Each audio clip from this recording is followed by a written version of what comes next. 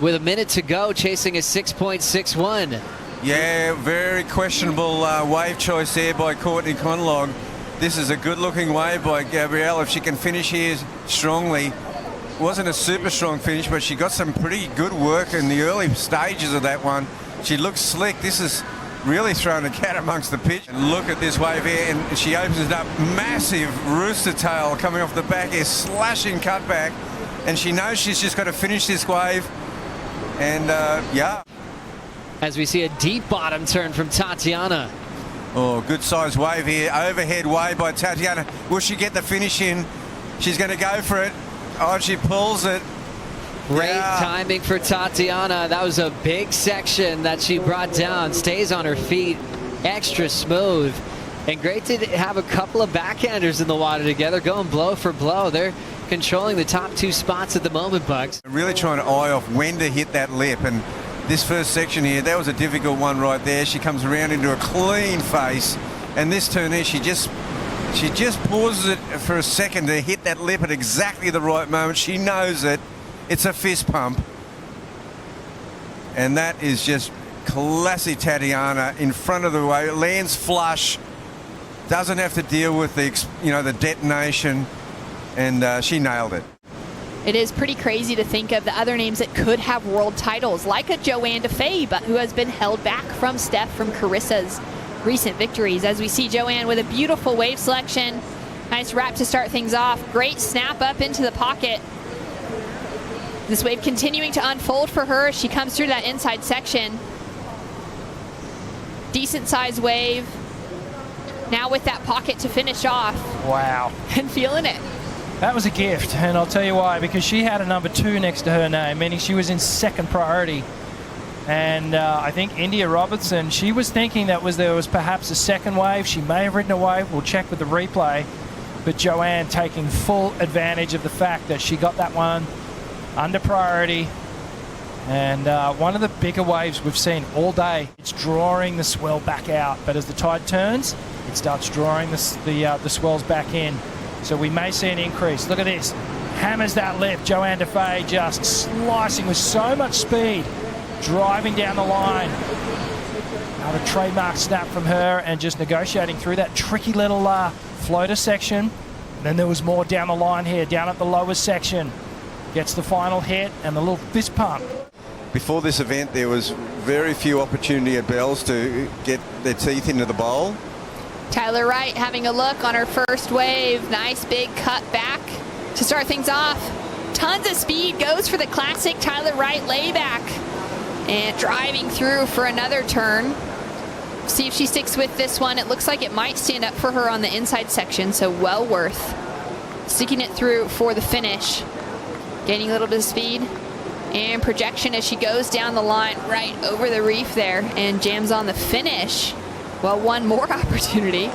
Connecting so many waves together and hopefully holding onto those fins as well.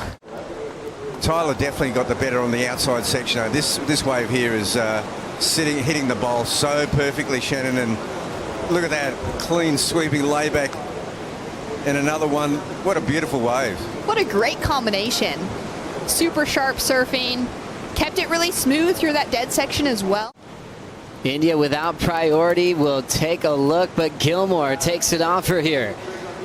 Off the bottom, first connection solid for Steph. Layback jam complete. Beautiful bottom turn and the front side wrap. Now set up work through this inside. She needs a better, a 6.53.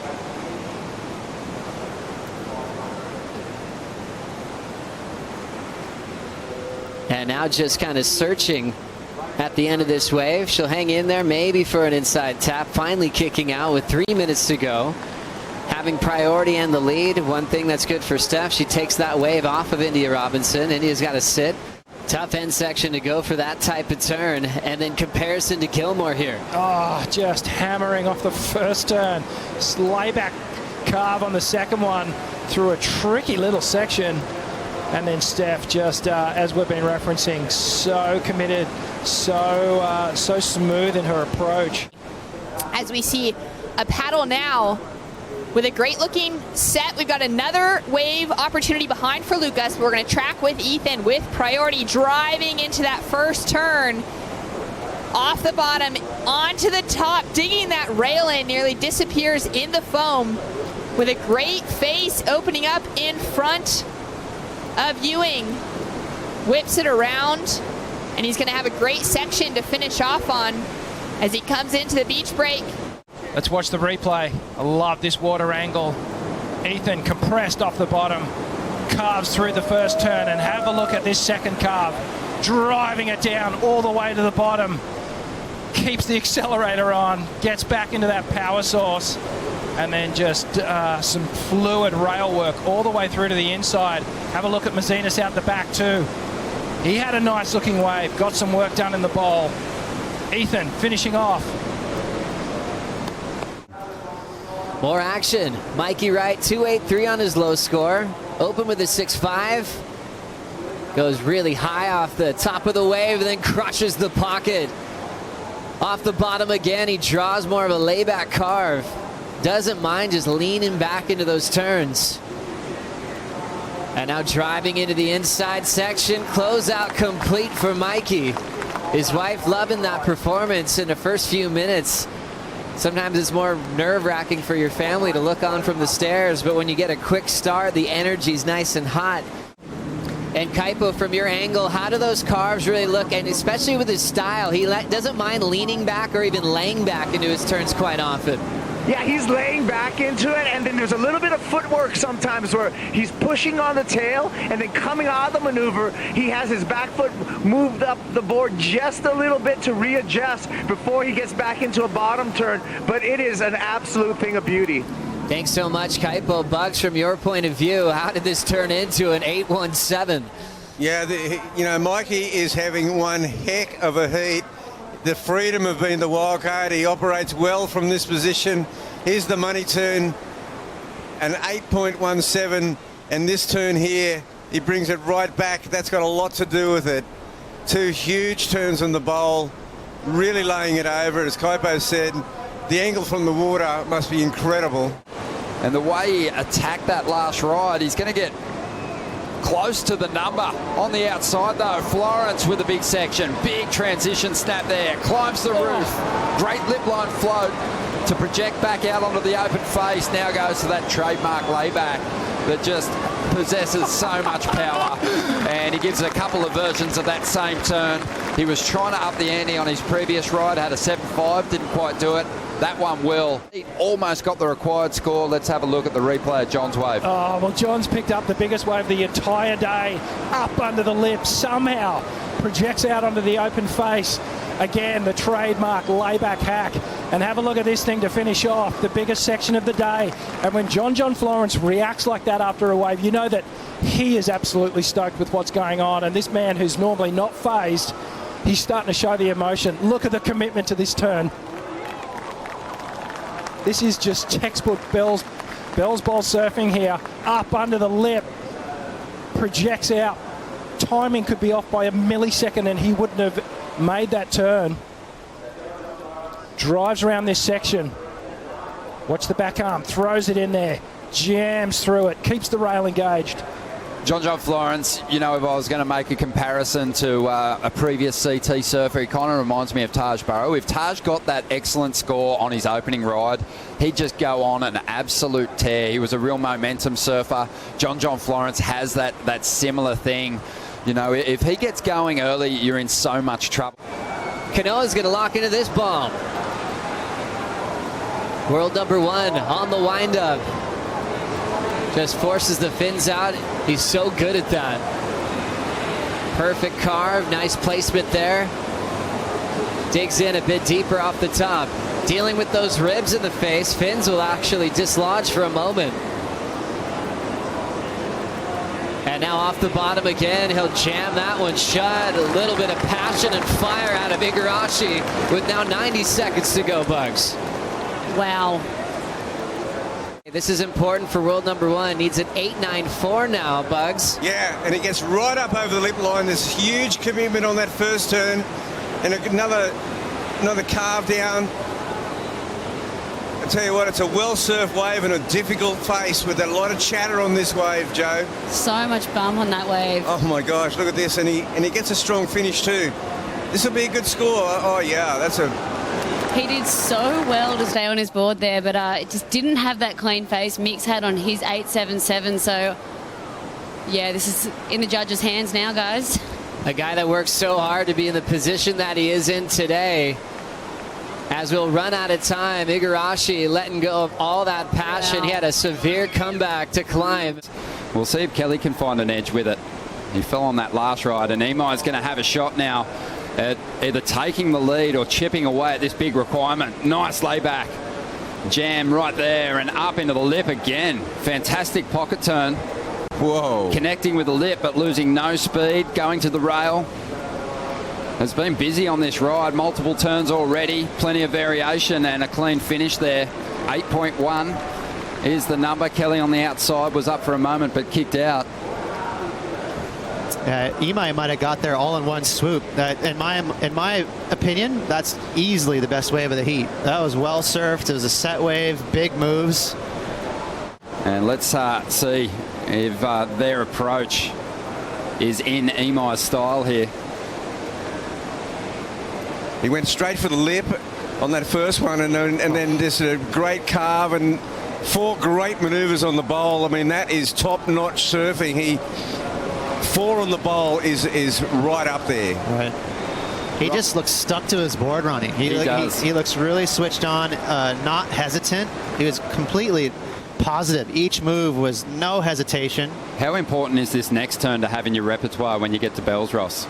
It's a really good jam. It's just a good old back-footed jam right there, and the judges love that. It's really visible. The judges are pretty high up on a cliff, and they're looking down on these surfers.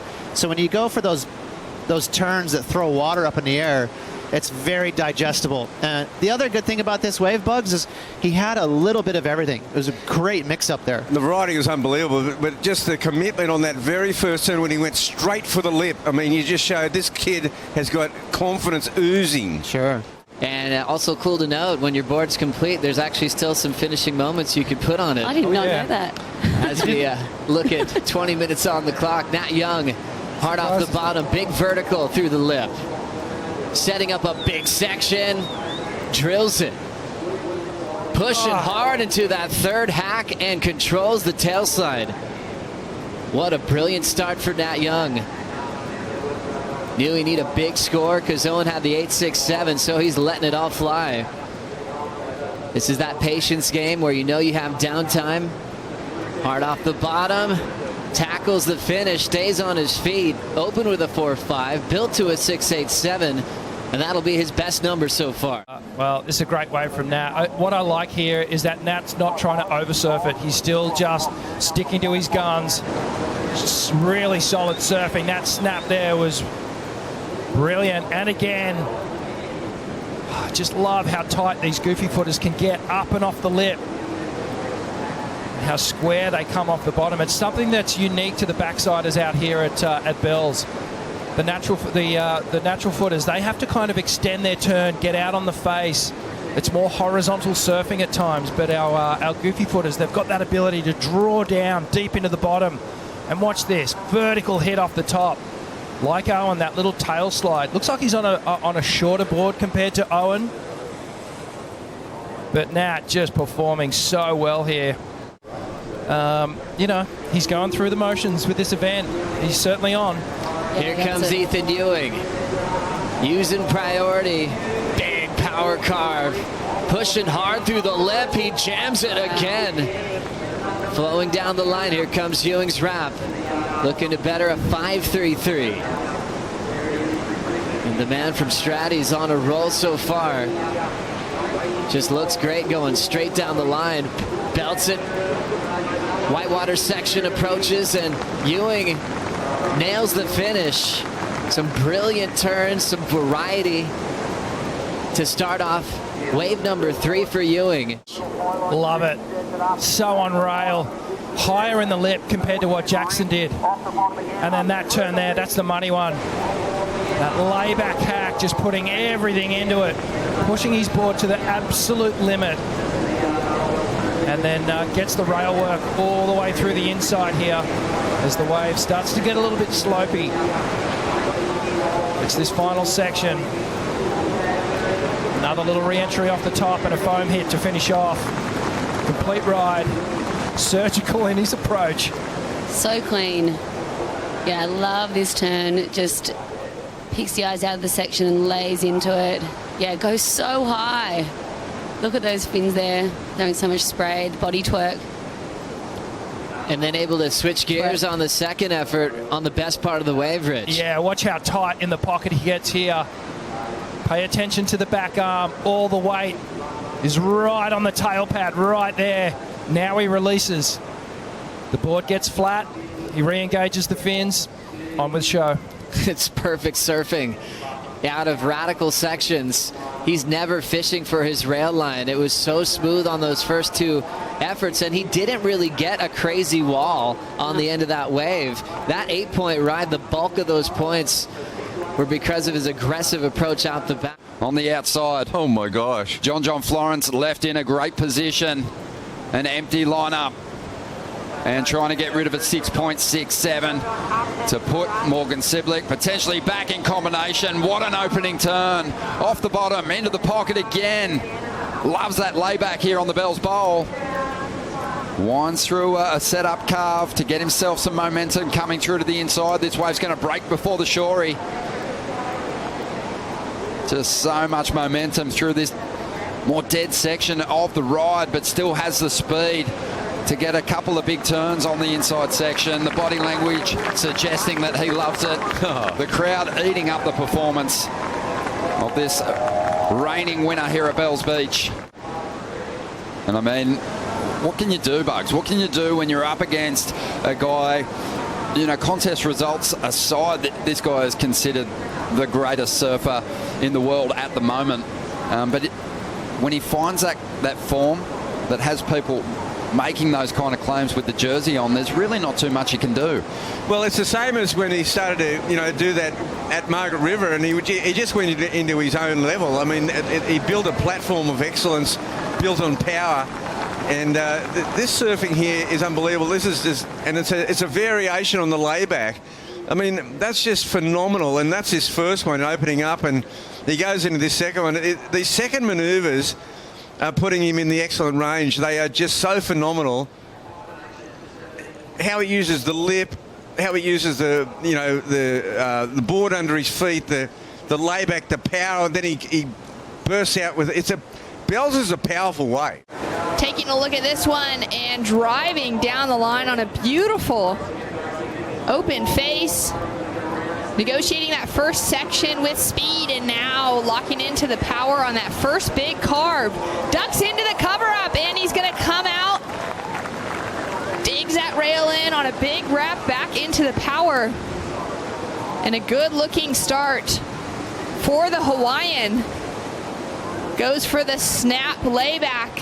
And now for the finishing section for Imai, and that is a way to start out a heat here at Bells, a round of 16. Shannon Hughes alongside the 1978 world champion Wayne Rabbit Bartholomew. And Rabbit, what a way for Imai to kick things off. And scores in for this, it's an 8.0, Rabbit. Yeah, well, Emma Kalani has to come from deep here, and that first snap just really lays it into it. Beautiful first snap. It comes around this section. Here's an opportunistic barrel. That's a clean little, just for a second, he was cleanly in that thing. And I was wondering how the judges would react to that. It's so rare to get a barrel at Bells, but on the offshore sometimes you can. And then he finishes it super fun. It just really ties it up here. This clean finish here.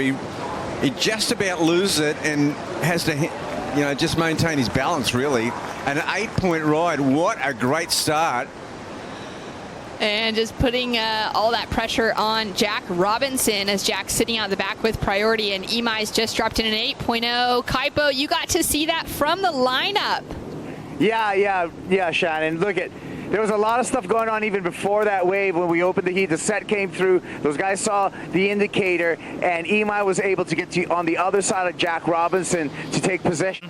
Bronte with priority, and Tyler had a bit of a look at the wave. She was sizing it up, but not sure it would have been any easier for Bronte to get around that section.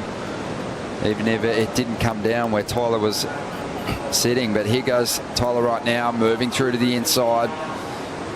Whips that tail around. Hangs on the rail for a moment. And now stands back and patiently waits for the wave to stand up again.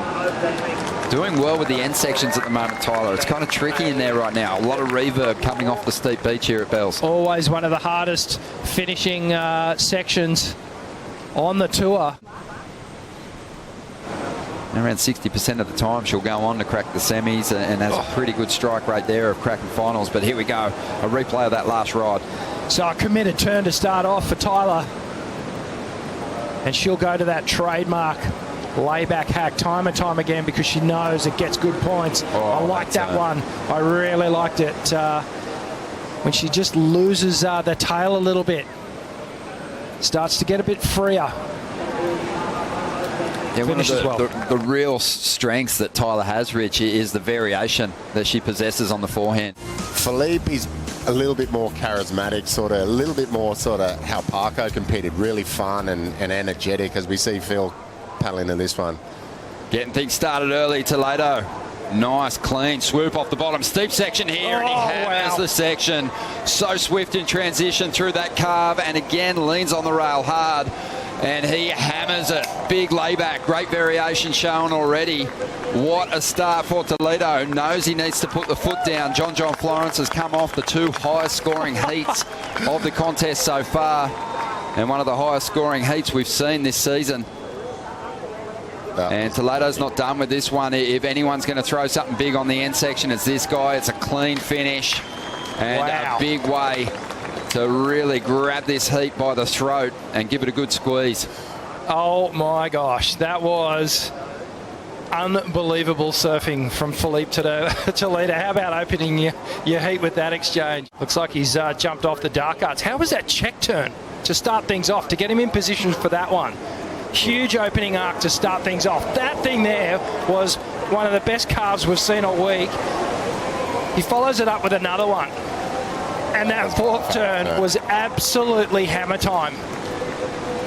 And then Philippe comes through to the inside. He knows right now, he already knows he's got a huge score. Puts a little sugar on the end of it, and we're going to see an excellent score drop here. Might have to change the scale, make it 20 points. Well, a good heat on paper. You know, it needs a good start, and Felipe provided that. Unbelievable turns, Mick, and just the confidence he built down the line. Yeah, like you just saw this wave actually stood up. It had clean faces every time he went up into it. Look at that. Oh, just pedal to the metal the whole way through. It's just incredible. And it had that cup the whole way and allowed him to just go absolutely nuts. This next turn's my favourite one. But you have a look at the rail of his board. It's from the nose all the way to the tail. He's driving through. This turn is absolutely loony. You picked up, Mick, on the board change, but look at that. Just he actually dug the nose in, stabbed it in there, released the fins. Tyler Wright just finding so much momentum. Great use of priority on this wave and a nice clean snap to back up that first turn. Goes for a bit of a hand drag layback. And it starts to stand up for her. It's just looking like she's having so much fun out there. She's really catching a lot of waves. She's feeling completely in rhythm with the ocean and clearly has been putting in the time to feel comfortable at CreamCon. There's her fiance, Lily, newly engaged and feeling so proud of Tyler out in the lineup right now with the Rip Curl crew. Yeah, Brooke, CEO of Rip Curl. And, well, she's got the backing at this event, no doubt about it, being a Rip Curl event, and I think she's got the home crowd advantage as well. Let's look at the replay of this last one. And Tyler, what she does so well is turn in such a tight radius off the top, driving around, always staying super connected with the power source on these small little running waves at Rincon. See that there, how she was just able to kind of shimmy and twist through that turn, and then gets to the final finish, drops the 8-point ride, way out in front now. Love the look of those opening turns from Tyler. Yeah, great technique, and this is that fast pivot action that I was telling you about. And just watch the upper and lower body working together. That low center of gravity really coming into play here, keeping the power and energy right where it needs to be in the surfboard. Whack, just so tight, and how she recorrects without losing any speed is just amazing. And obviously she spent a lot of time out at this Rincon wave.